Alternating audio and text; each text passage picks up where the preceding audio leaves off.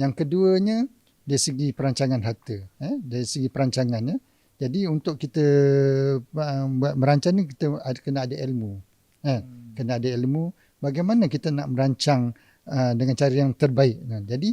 Jadi untuk kita mendapatkan ilmu ni berbalik-balik kepada syarikat yang betul tadi. Kita tak mahu nanti kita pergi kepada pihak yang tak tepat.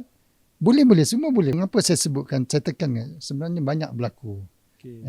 Encik, dulu saya datang ni, saya jumpa encik lah. Saya ingat lagi, baju ni lah encik pakai. Itu yang saya pernah dialog yang ni saya pernah. Kisah benar lah ni. Kisah benar. Kan? Tapi dia cerita yang di tempat lain lah kan.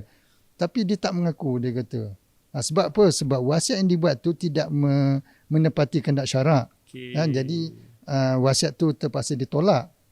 Jadi marahlah. Jadi itu yang dia datang ke Menara untuk bertanya bagaimana dia nak buat seterusnya dengan wasiat suami dia yang ditolak, yang dibuat di tempat lain tu kan. Jadi itu yang saya tahu tu. Saya ingat lagi waktu saya, isteri yang datang, sebab suami dia meninggal.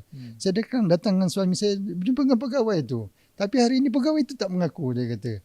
Jadi ini yang kita tak mahu. Jadi datang ke syarikat yang betul, tempat yang betul, dan dapatkan ilmu bagaimana nak menguruskan harta tu dengan betul. Itu yang nombor 2.